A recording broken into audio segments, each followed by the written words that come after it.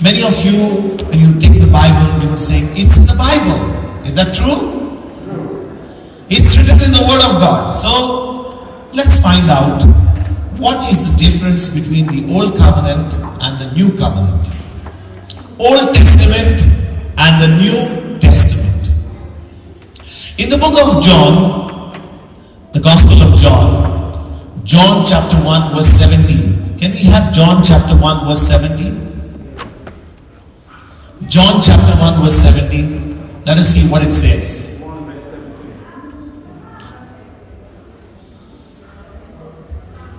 John chapter 1 verse 17. For the law was given by Moses, but grace and truth came by Jesus Christ. So who got the law? Who gave him the law? Who gave the law to Moses? God gave the law to Moses. Whereas who gave us grace? Jesus gave us grace. Okay. How could one receive from God in the Old Covenant? By works, that's right. So you had to do the law, you had to do this, you had to do that, don't do this, don't do that. Whereas in the New Covenant, how do you receive it? By faith. By faith. Wonderful. So what is faith then?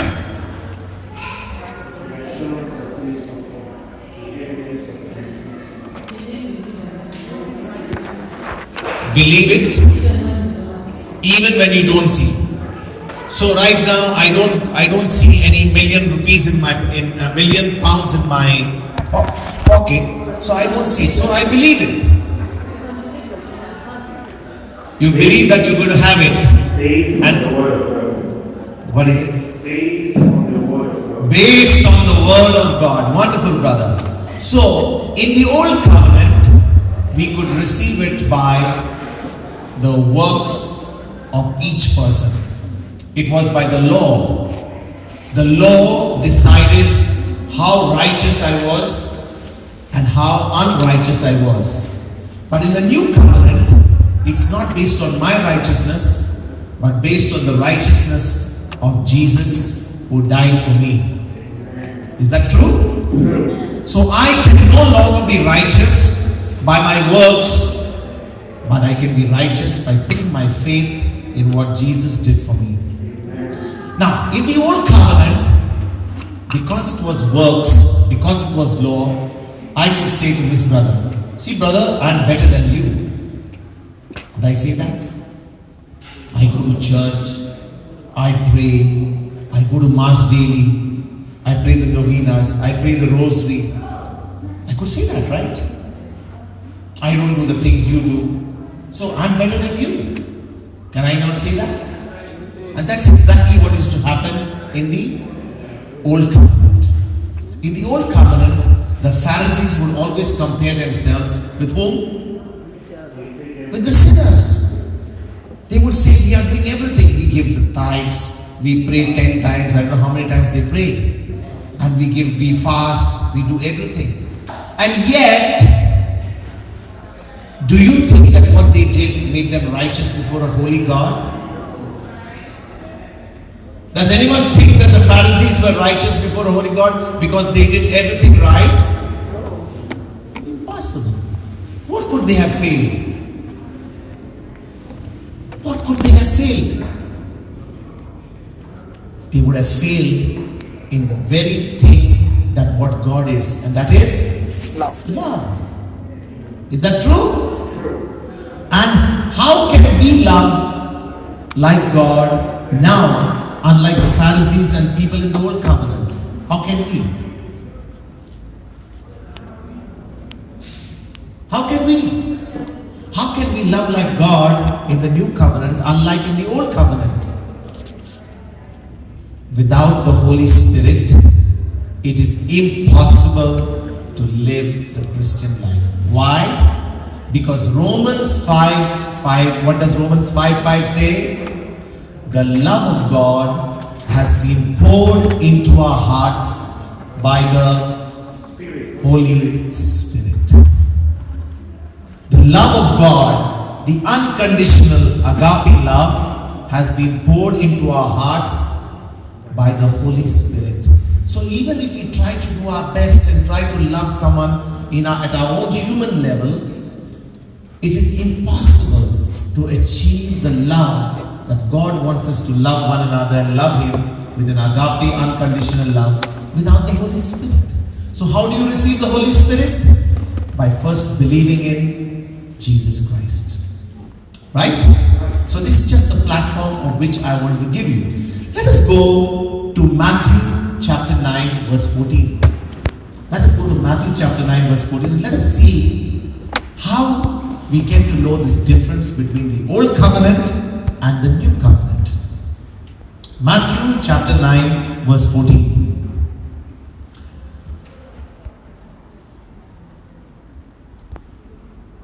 Brother, can you read that if you're there? Yes. Matthew chapter 9 verse 14 says, Then came to him the disciples of John, saying, Why do we and the Pharisees fast often, but your disciples fast not? Okay. Who comes to Jesus? Whom do they come to? Jesus. They come to Jesus and they say, look at us. We are fasting. Okay? But your disciples are feasting. Your disciples are feasting. And that's a concern for them. Why? Because they are in the old covenant. They are doing works. They are fasting. Is that right? And here are disciples of Jesus who are having a good time. Is that right? This is the question that I was talking to you. When you compare yourself with another, you are righteous because of what you do. And here are the disciples of John coming up to Jesus and saying, we have noticed your disciples are feasting, they're not fasting. And we are fasting. Why is that? Are you following a different system and we are following a different system? Yes? Have you ever thought this question before? Why do you think disciples of John the Baptist are talking to Jesus' disciples saying, we fast, the Pharisees fast, but your disciples don't fast? Which world are you in? Don't you all belong to the law of Moses? Aren't you all also covered by the law of Moses? Aren't you all supposed to do works? Aren't you all supposed to fast like us? Do we ask the same question today? Why are those people not going to church? Why are those people not praying like us? Why are those people there and we do something? Oh, we are Catholics and they are this. They are that and we are that. Don't we compare? Yes. Do we compare? Yes. Yeah. Do we always have an issue of pointing fingers at others? Yes. Why are we special prayer group and they are doing different? Even within the church, even within the Catholic Church, we always are pointing fingers to them. Oh, they are not doing this, we are not doing that. We are always defending what we do by comparing to someone else. Is that true? Yeah. We always say, they are doing, this is what we do. We are better than them. And this is exactly the question that John the Baptist's disciples come and ask Jesus. Now let's look at what Jesus replies. And Jesus, okay, brother, you go ahead. Jesus said unto them, Come the children of the bride chamber on, as long as the bridegroom is with them. Sorry, as long as the bridegroom is with them. Okay, who's the bridegroom? Jesus. Jesus is the bridegroom. So he's saying, can the children of the bridegroom mourn as long as the bridegroom is with them? Jesus is the bridegroom. And if the bridegroom is with them, are they going to mourn? Are they supposed to fast? Which means what? While as long as Jesus is with them, listen to this. As long as Jesus is with them, they are not supposed to mourn.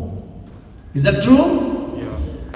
People who fast mourn or people who feast mourn? Fast. I'm asking you the question, who mourns? Fasting. Who's always mournful? I mean, can you think of someone who's fasting right now? Can you see the person's face? If someone is fasting, like for example an Ash Wednesday, Good Friday, yeah? Are we all very happy that day? First and foremost, we have to eat vegetarian that day. Secondly, we can't eat anything the whole day. And third is, we don't know how long that service will be before that service gets over and then we can start eating on it. And here is saying, Jesus is with them. Should they fast? Should they mourn? True? Sister? Sorry? You don't mourn without fasting. So sister says she's always joyful when she is fasting. Can I take a photo? Can I take a photo? Sister? Brother is saying, can we take a photo? If we are fasting, just look at our faces. When we are feasting and our stomach is full, can you find the difference by just looking at the person? And here Jesus is telling those disciples, yeah, we all belong to the law of Moses. Yes, that's true. But I am with them. I am with my disciples. Don't ever talk about fasting when I am there with them. Their time is now to feast. In fact, there's another version that says, do you expect the guest at a wedding to mourn or to fast when the bridegroom is with them? He's talking about a wedding. So as long as Jesus is with them, they are at a wedding party. Can you imagine going to a wedding party and there you find there is no food, there is no drink, and all that you're doing is just sitting down and waiting for food to come? Is that true? And we have Jesus with them, and these guys are asking the disciples to fast, and Jesus gives them a very, very, very strong reply. Do you think they will fast when I am with them? Alright, then, as long as the bridegroom is with them. But the days will come when the bridegroom shall be taken from them, and then they shall fast. Was the bridegroom taken away from them? Yes. Was the bridegroom taken away from them? Yes. So, after the bridegroom was taken from them, did they fast? Yeah. Jesus says, a day will come when the bridegroom will be taken away from them. Is that true? Who's the bridegroom? Jesus. Was he taken away from them? Yeah. Are you all hungry?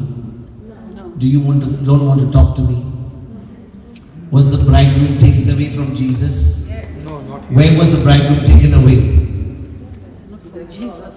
When was he taken away? Good When Friday. he was crucified. When? Crucified.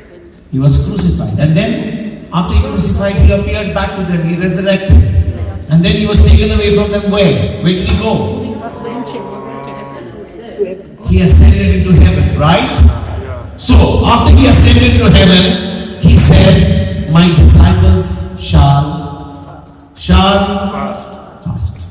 My question is, did they fast? No.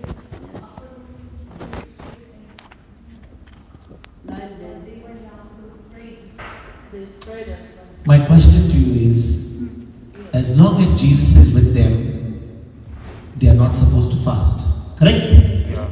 A time is coming when Jesus is going to be taken from them and then they will fast. Did Jesus tell us that he will never leave us, never forsake us? Yeah. Did he say that? Yes. Did brother tell us that scripture? Jesus said, I will never leave you Orphans. and never forsake you. Is that true? Yeah. So, if Jesus said, I will never leave you, never forsake you, is Jesus with you? Yeah. Have you not had your dinner or you're hungry? Yes. Is Jesus with you or he's not with you? Yes. He's with you? Yeah. He's with you. Okay. If he's with you, the word of God says the bridegroom was taken away from them and then they will fast. I'm asking you the question, are you all fasting? No. Which means we are not doing what Jesus said. The bridegroom will be taken away from them and then they will fast. So has the bridegroom ever been taken away from you? Or did he have you had him with you always? Yeah. Yeah. So what was Jesus talking about here? He talks about he being taken away in the flesh. The physical Jesus who walked on this earth just like you and me, when he is taken away from them, they will fast. Right? Now, when he's taken away from them, why does he tell them to fast then? Why will they have to fast then? Can anyone tell me? Can anyone explain this to me? To share in his pain. To share in his pain. That's the reason they will fast. Because they are mourning when he goes away. But he says, I'll never leave you, never forsake you. I'm with you always. Okay. Let me explain to you.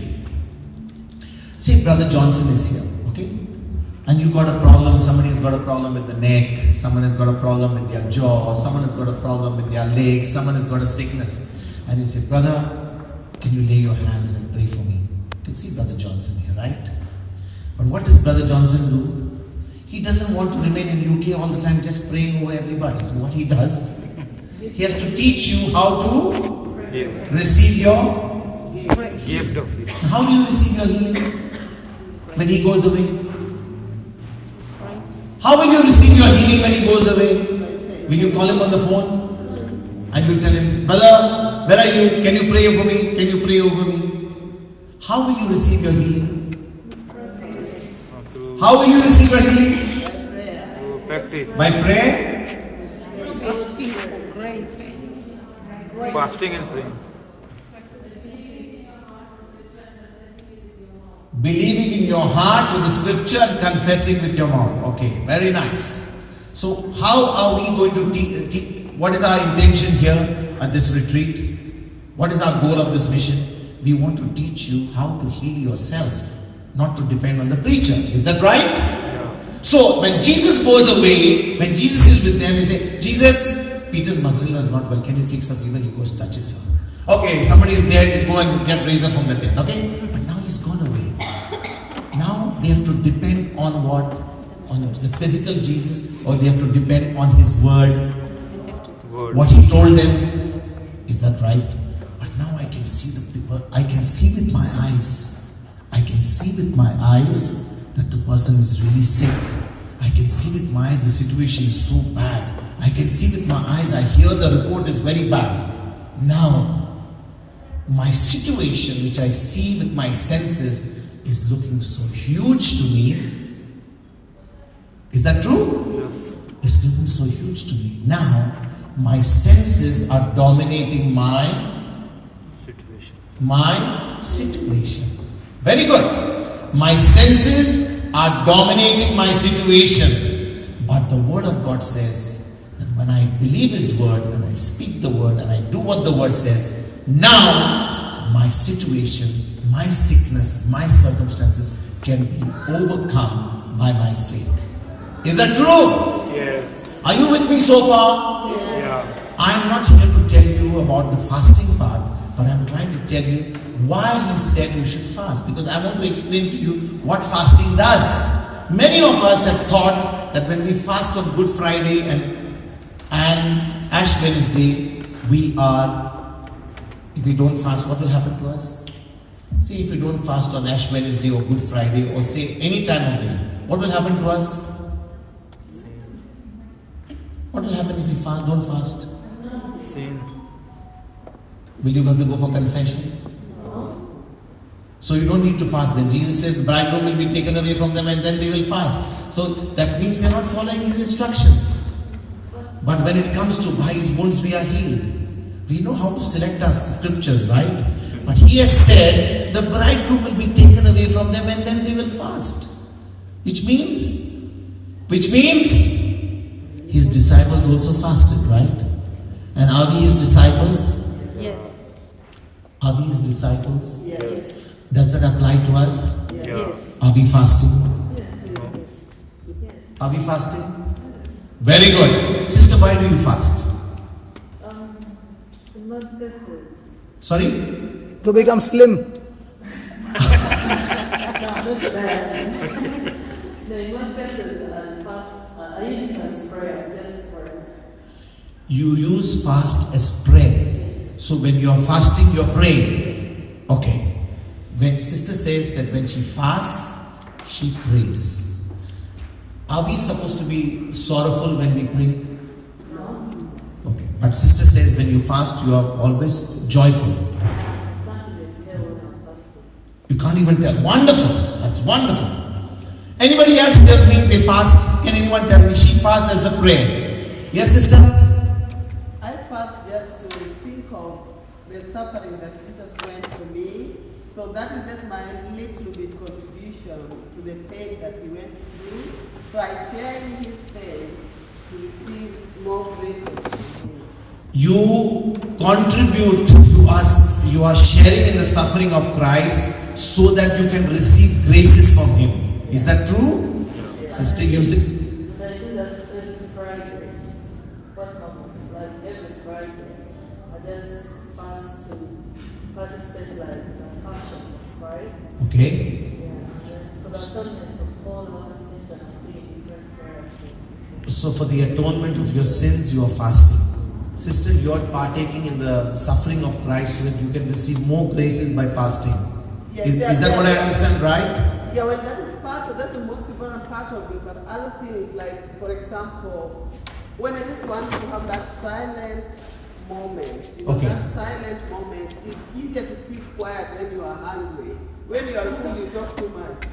So when you are hungry, you listen more. So I want to listen to Him. But you know what, sister? When you're fasting, there are a lot of noises that are being made in your stomach. I know, yes, but they don't. In fact, the noises in your stomach on that day are so clear, they are so very clear. In fact, even other days, even if you're fasting, but on that day when you're fasting, you can't have silence. Because even if you want to have silence, your stomach is making a lot of noises. Well, those noises are in my stomach, they are not in my heart, and I need to listen with my heart. Okay, so on that day you're fasting to receive grace. Alright, anyone else? Sister fasts so that she can what? To make it as a prayer. Sister makes it to receive graces. Anybody here? What's the question? The question was, why do we fast? See, we reached a point where Jesus says the bridegroom will be taken away from them and then they will fast. So, I'm sure the disciples, because we know in the Acts of the Apostles, they were in the upper room, they were praying and fasting, right? So, we are all His disciples, so we are supposed to also fast. Now, these two sisters of mine, they told me they fast because she makes fasting a prayer. That's the time to get on a Friday to get in passion. That sister said she wants to partake in the suffering of Jesus so that she can receive graces. Are you, brother? I think only the sisters are. No, he doesn't fast. Look at him. Look at his body. Does he look like fasting? You'll be surprised. Well, yeah, we fast so that You fast? I fast so that I can get strong in the word, in my spirit, because Jesus Christ gave His statement. So to get away, the disciples are telling to cast out the devil, and they failed. Okay, come brother, come. I think I need someone like you to explain that. Yes. Okay, before you do that, anybody else? Why do you fast? Anyone? Yes, brother. Sorry? To grow spiritually, you are about 40% right. But I need a more clearer answer.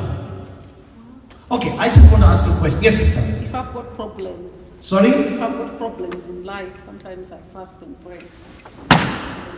When you have problems in your life, you fast. So that when you fast, you are able to have a breakthrough with your problems. Okay, alright. I want to ask you something before I give this brother mine, because he's going to explain what I want to explain, because he told me on the right track. But again, I'm not sure whether you have given me the hint so far. But I want to ask you,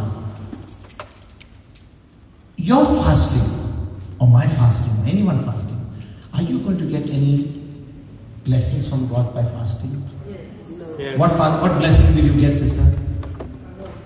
Prayer. A lot of blessings. A lot of blessings. Sister, you said already you're going to receive a lot of graces, right? So that is as good as blessings. What about you, sister? Lot of blessings. Lots of blessings with fasting. Right? Brother, what about you? You'll get blessed, right? Anyone else here? Any one of you believe that by fasting you'll be blessed? Because surely someone here who is fasting is confirming that when she fasts, she is not only getting a little bit, a lot of blessings. Don't you want that? You want it, right? Yes. So when we fast, God opens up the heavens. You just heard Father say when He's going to open up the heavens and bless us. Is that true? When we fast. How many of you believe that? Put your hands up that you're going to be blessed. The rest of you are not sure. How many of you think it doesn't matter? Just feast. I mean, Jesus with me, as it is He said, I'll never leave you, never forsake you. I never will fast. How many of you believe that?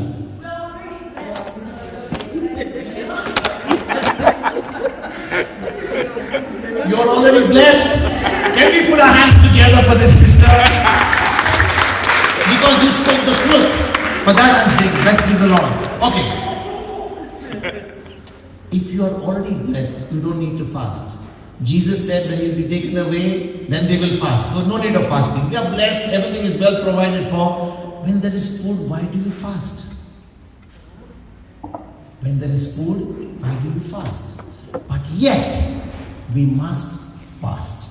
Because the Word of God says, we have to fast. Now this brother is going to explain, because he gave me the tip of the iceberg, which he said the reason. Now I want this brother to explain, because he started on the right track. Yes, brother. Do you really fast?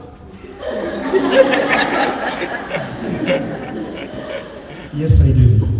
But looking at your body, It's grace. Go ahead. Praise the Lord. You see, we are blessed. Amen. Amen. We are already blessed. The windows of heaven are opened already. Okay, and we have stepped into the blessings of God. However, fasting is a spiritual exercise. Amen. Amen. Fasting is a spiritual exercise. The Bible says, be strong in the Lord. Amen. Be strong in the Lord and in the power of His might. And, okay, let me just rewind a little bit. When there was a scenario which I was talking about earlier, where the disciples of Jesus attempted to cast out the devil, and they failed. Okay? And they wondered why. And they came to Jesus. Why were we not able to cast out this devil? And Jesus Christ said, it was because of your unbelief. Wonderful. Take note. It was because of your unbelief.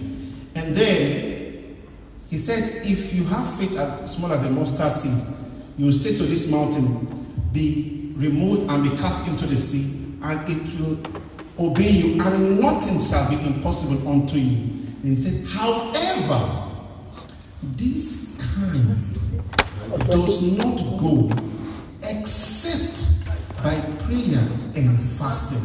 Now, when He says this kind does not go, it's a revelation of the fact that there are certain kind of resistances in life that you need to be strong in the spirit to deal with. And when we're talking about strong in the spirit, we're talking about being strong in faith. Amen. So when we fast, we are exercising ourselves in the Word of God, in the Spirit, not in the flesh, to be strong in the Spirit, So we're exercising ourselves in the things of the Spirit, where we're saying no to the flesh, but yes to the Spirit. Wonderful. Amen. So we're strong, and we get stronger and stronger. And in other words, our dependency is not on what we feel.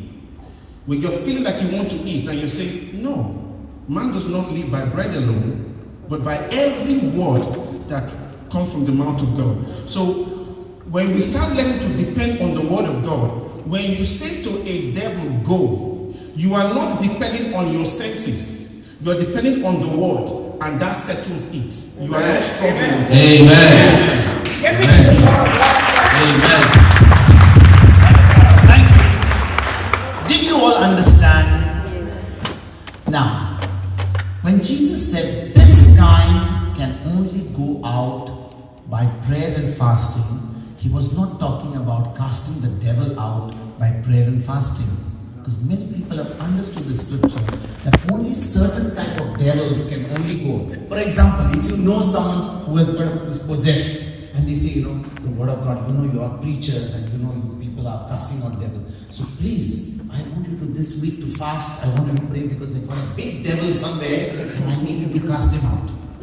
That's not the point of what it says. Many people have thought that for big devil, you need to pray and fast. Small devils can be very normal. But it means that there is an amount of unbelief that sets in when you see through your senses. For example, in this case, the boy who had this demon, who was to be thrown off by the demon, he was brought by his father to the disciples. Now the disciples had already cast out devils before. You remember? Jesus sent them 2 by 2. They saw, and in fact they said, we saw Satan fall like lightning, and Jesus said, don't worry about that. We rejoice because Your names are written in heaven. So these disciples had already cast out devils before. On this particular occasion, it was when Jesus had gone up with James, John, and Peter up the mountain for the transfiguration. And as he comes down the mountain, he sees this commotion, and the disciples who were there, apart from these other 3, they were not able to cast out the devil. In fact, the devil was doing rock and roll in front of those disciples. Okay? Now the Father is so upset. What are these? When he comes to the Father and comes to Jesus and says, Lord, I went to your disciple to cast this devil out, and they couldn't do anything. You know what the devil must have done that day? He said, I'll show these guys a little lesson. He must have said, out! You devil, get out! And the devil must have said, must have done some little bit of a jig there, and the boy must have been doing all that. And now the disciples saw the man foaming, the boy foaming, and now they are, instead of focusing on the word, on their authority, they are more focused on their senses of what they see. Are you understanding? Yes. Because brother today taught us about grace. Just like every believer is supposed to lay hands on the sick and heal, it's not only with a few people. Everyone who believes in Christ is supposed to lay hands on the sick. Devil, speak in new tongues, raise the dead, speak in tongues. Yes. But it so happens on some occasions, if you have even a little bit of unbelief, where what you see with your eyes and what the doctor's report says and what the circumstances are, now, even though you have faith, because of what you have seen by your senses, because of what the situation looks like, now, what you see can dominate your decision. And instead of being in the Spirit, just like Brother shared, instead of being focused on that word, instead of being focused on what the promise of God is, now you are already focused on your senses. In the moment that happens, you are already into unbelief. Amen. Is your faith down? No, your faith is there. But there is unbelief that is coming, and a little bit of unbelief is enough to cancel everything. Now, why does Jesus say only prayer and fasting can deal with the unbelief? When we fast, what will happen to us? What happens when we fast?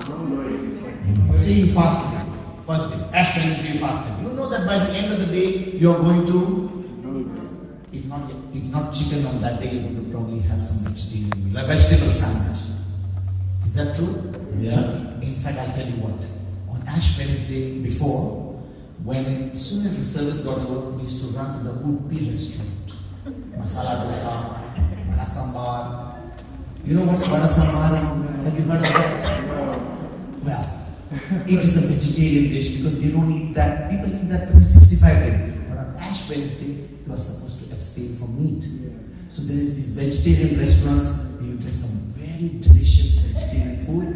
But that day, your appetite is at its best. After fasting the whole day. Right? But if in case Ash Wednesday comes, then comes the Thursday, the Friday. Now what's going to happen? Are you going to feel good? Or your stomach's going to scream and say, give me food, give me food, give me food. Is it true? Is it true? Yes. Like right now, you have not had your dinner. Probably some of you not even got a cup of tea or got sandwiches there. The door is locked. Now there's no chance the cafeteria is closed. The cafeteria is closed, and some of you may have come from quite far off, maybe this traffic jam, and you don't know what time you're going to get your dinner, but you still prefer to stay here. Now your stomach must be saying to you, this guy, they give this guy a chance to speak at this hour. Anyone talks at 9 o'clock in the night, it's time to go home and have a nice sleep. But you're listening to me. Why? Because you're training yourself to kill your unbelief. But not only today, this is only the start. If you could fast for the next 10 days, I'll tell you what will happen. Are you ready? Yes. Are you all ready? Yes. Well, you say, that guy is crazy. I've prepared some nice dinner and he's going to tell us to fast on tonight. Okay, my point was not that, brothers and sisters. When you fast, listen to this. When you fast, is your body going to scream and say, it's time for food? Yes. Is it going to start making noise? Some of you will say, oh, it's time for me to have at least a snack, some regular coffee, tea. Now, your mind tells your stomach, shut up. Shut up. You're not getting any food. You'll get food only when I say so. Are you listening what I'm saying? Yes. Your stomach is saying it's time for food, but your mind is telling your stomach, shut up, and you are not going to get food. You will get food only when I want to give you food. Now what are you doing? You're training this mind of yours to become strong, not to be controlled by your senses, but to be controlled by your decision. So fasting becomes, just like this brother said, a spiritual exercise, a tool to help you not to focus on your senses, but to focus on that word and to become sensitive to that word. So it's only a tool. You are not going to get blessed at all if you fast or if you don't fast. Can you get this in your mind straight away? Some of you must be saying, what the difference? Forget it, don't talk about this topic anymore. Please don't talk about it anymore. So finish. This is not fast. Okay. Can I tell you something? The word of God says, as brother explained in Mark 16, verse 16. Believers, those who believe and are baptized, they shall be saved. Those who do not believe shall be damned. Do you understand how serious this is? Yes. What is the meaning if you don't believe? What is the meaning if you don't believe? Those who believe and are baptized shall be saved. Saved from what? Shall be saved from what? Damnation. From eternal damnation. Those who do not believe shall be damned. It's very serious. It's a serious warning from Jesus itself. Now, what does fasting do? Fasting becomes a tool to train this mind not to be focused on your sense knowledge, not to be focused on the doctor's report, not to be focused on your hungry stomach, not to be focused on the traffic jam, not to be focused on your low bank balance, not to be focused on all your circumstances and anything negative in your life, but to be so sensitive and focused on that promise, on that word of God. Amen. So you are not getting blessed by fasting, but fasting becomes a spiritual exercise for you to only train this mind so that you can kill the unbelief and you can strengthen your mind to be so sensitive to the Word of God. Amen? Amen. So, let us go back again to the Old Covenant and the New Covenant. In the Old Covenant, it was the covenant of the law of Moses. So you had a lot of rules and regulations. Do this, do that, Sabbath, yes. For example, what is the Sabbath day? What is the Sabbath day? Saturday, right? What does the Old Covenant say? Keep the Sabbath holy, do not work on the Sabbath, don't do this, don't do that. In fact, there was even called as a Sabbath walk in the Old Covenant. In fact, the first man to be killed on a Sabbath day, what did he do wrong? Collected firewood. What did he do wrong? Collect firewood. He went to collect firewood. And why did he require firewood? To cook a meal. Did he say that on a Sabbath day you do not have to eat food? Did he prescribe that on a Sabbath day you don't have to fast? The poor man went to collect wood so that he could light up his stove. And there was no gas those days, so he had to cook his meal. And someone spotted him. In those days, you had the best technology. You had CCTV. You know what is CCTV? Who was the CCTV of those days? The Pharisees. The Pharisees were the CCTV of those days. He's collecting wood. Probably even if they not had a camera, they would have said to people, "We saw him." As soon as you see him, brought him and kill him. When Jesus' disciples are not fasting, CCTV again. You are fasting. We are fasting. They are not fasting. We are praying. They are not praying. They are breaking the law. They are not breaking the law. And imagine this woman has committed adultery. She deserves to be stoned to death. What does the law say? Stone her to death. And what does Jesus come and say? Those of you who have not sinned, pick up the first stone and cast it down. Do you understand, brothers and sisters, that in the Old Covenant, it was all about my performance. My performance. I go to church, I pray, I read the Bible, I give my tithes, I give alms to the poor, I feel good, I'm doing everything right. Is that true? Yes. And that is the danger that even today Christians go through. What is that danger? Do we always comparing ourselves with others? We're comparing ourselves with fellow Catholics. Catholics are comparing themselves to the Church of England or to somebody of this church. Oh, they belong to that church. No, they are not going to heaven. Only we are going to heaven. Have you ever thought that way? In fact, I thought that way one time. I thought only Catholics will be going to heaven. The rest all are damned. You know that? Why are you looking at me all surprised? God never thought of that way. I just say we are all Catholics, we are all going to heaven. So that's it. Rest, everybody is going to heaven. Right? But you know what? This mentality, the Old Covenant mentality, will always make us compare with one another. Because it's about my performance. But when you understand, just like Father said, without the Holy Spirit, it is impossible to live the Christian life. Because the Holy Spirit will pour the unconditional love of God, and then you will not start thinking that I am good or I am better than the other one. All that you will say, Lord, in your holy presence, I know I can't believe it. Because of your love, because of your mercy, because of your grace, because of your righteousness, because you did it all for me on the cross. It's no more but my performance and my righteousness. I put my faith in you, my Savior. And because of that, I know I'm going to make it.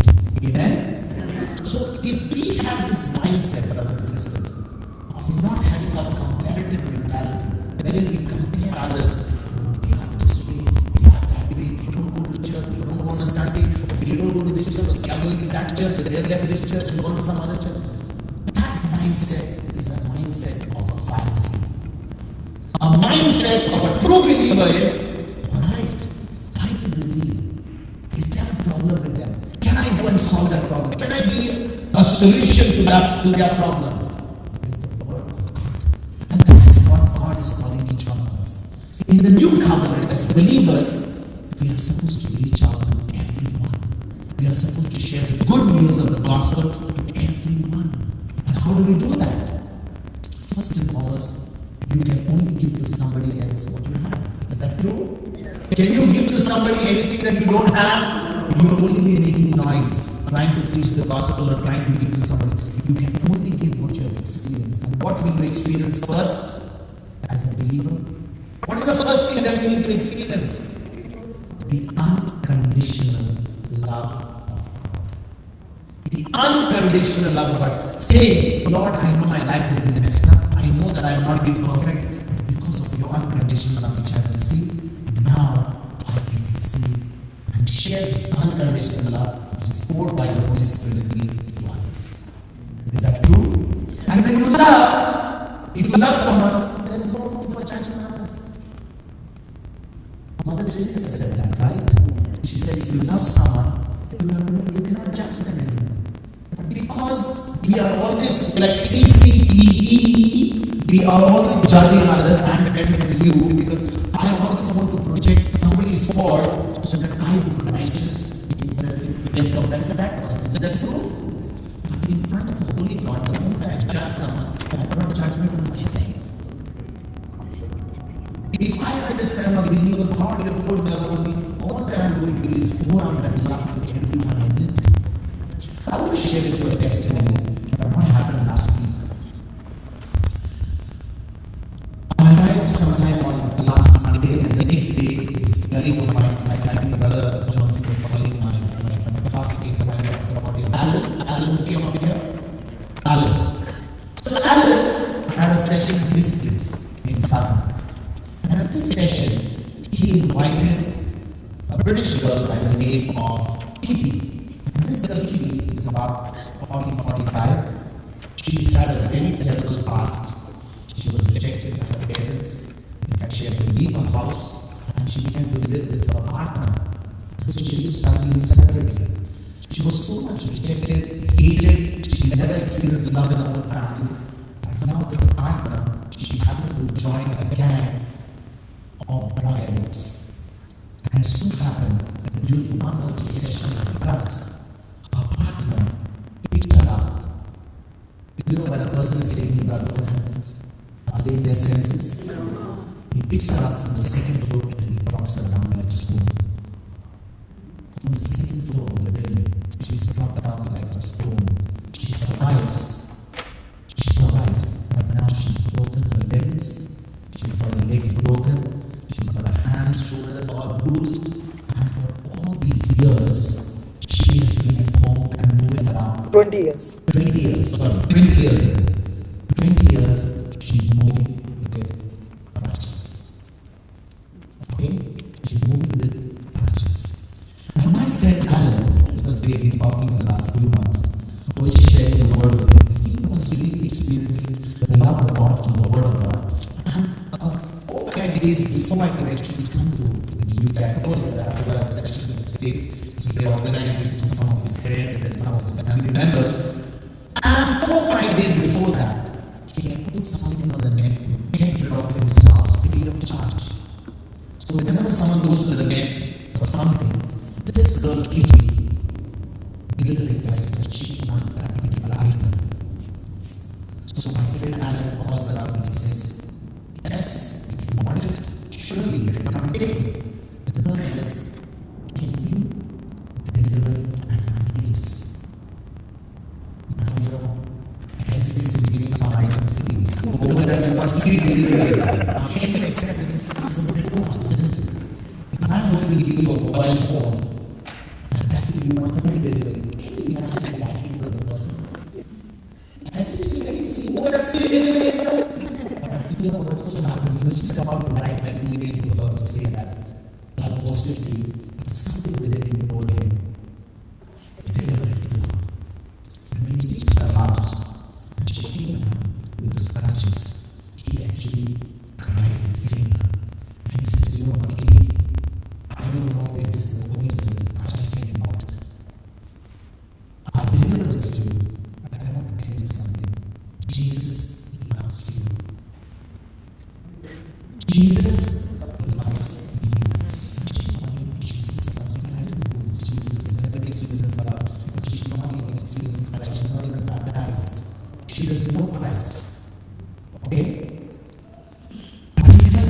you know what? I know that passage in my Bible is going to share the gospel of my days. Can you come? And Jesus will share that with you. And he also adds to it and says, because when you come to this session, you will not go back and sin again. So he has already built up her. He has built up her expectation. Now she's definitely determined, very straight for anything. She's determined to come again. He goes there for days. It's sad that she comes. And I share the gospel with her. Along with so many other people there. And I share the gospel. This is no time now today because she's the one who's our special guest of that evening. So as we start, Jesus is not going to heal you today. What do I do? I'm just saying my friend Alan and all over there because they're already told that I say Jesus is not going to heal you today. And then after the pause I tell them, you know why? Because he has already healed you 2,000 years ago on the cross. Now, salvation is, faith and expectation in this. And then when I go to her, because she has never known Christ, she's never known the love of Christ, she's never known the love of God, right? All that I do, the Spirit tells me, allow her to say, thank you, our Father, for filling me with the love of Jesus. Thank you, our Father, because even in John 17:26, because the unconditional love of God, and she begins to speak that word. I encourage every family. Thank you, our Father, for filling me with the love of Jesus.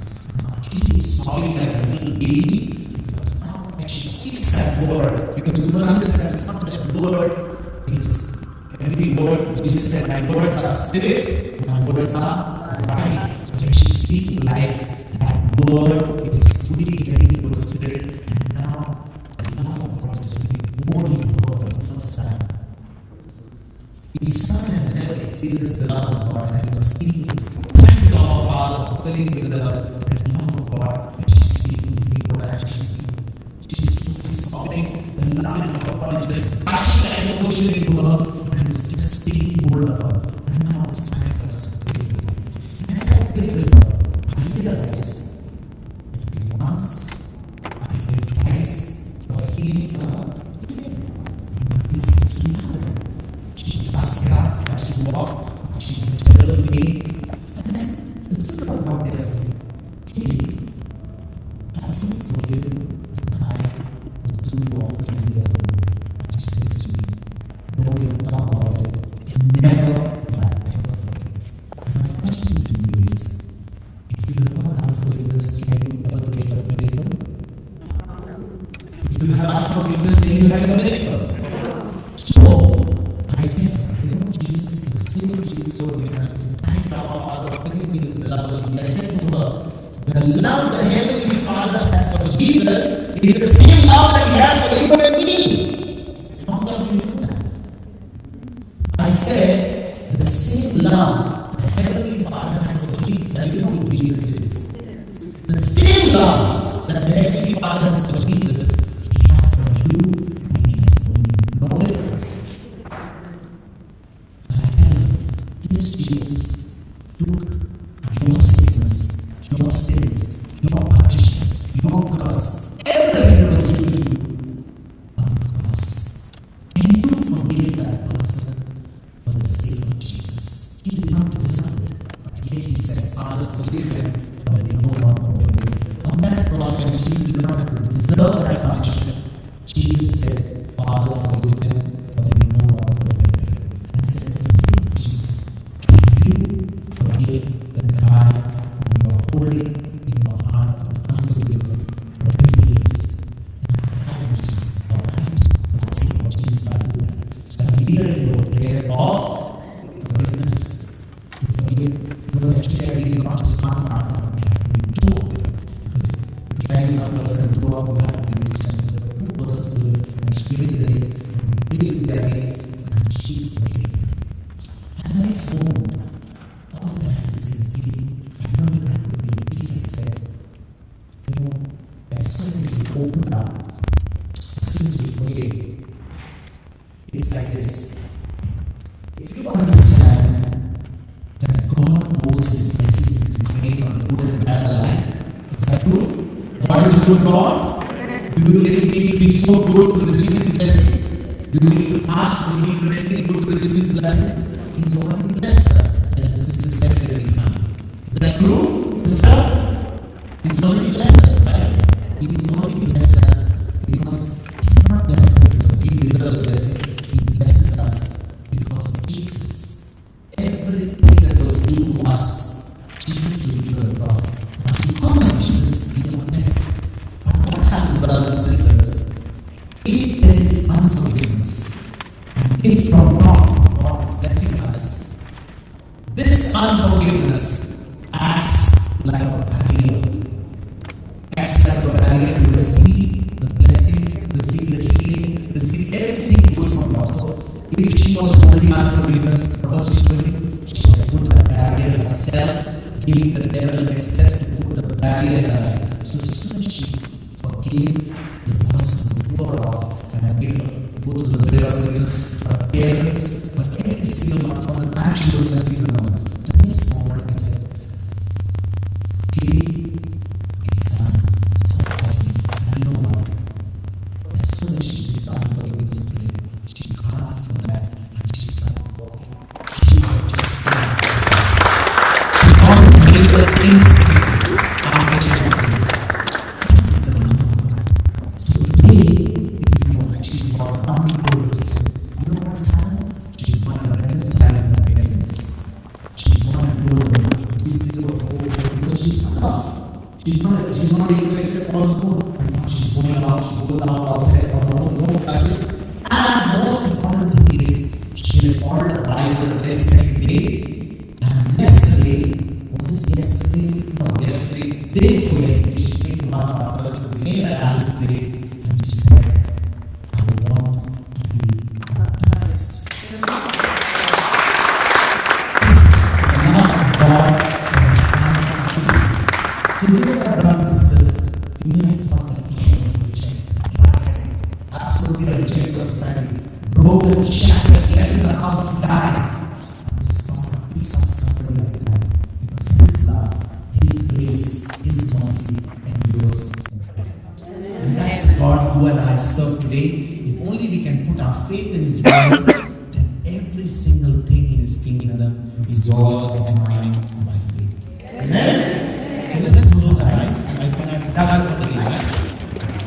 Loving Father, I thank you and praise you for giving us this wonderful day, this wonderful evening to listen to your word.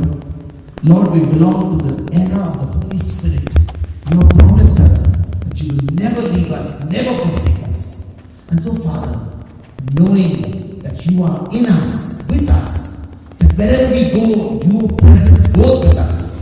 We know, Lord, we are conquerors. We are victorious in every situation.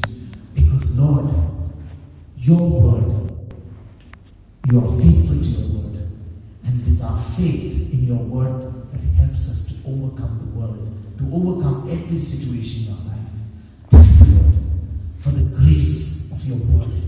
And that when we respond to it by faith, we can receive everything in your kingdom.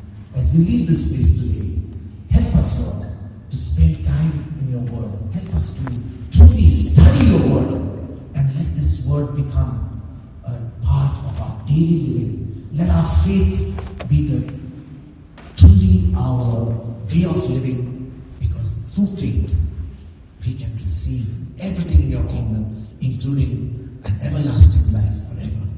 So Father, as we leave this place, thank you for putting your angels in charge of us as we go to our respective homes. And as we rest and we spend the next few days, help us to truly be strengthened till we come again here for the night vigil to receive more from you.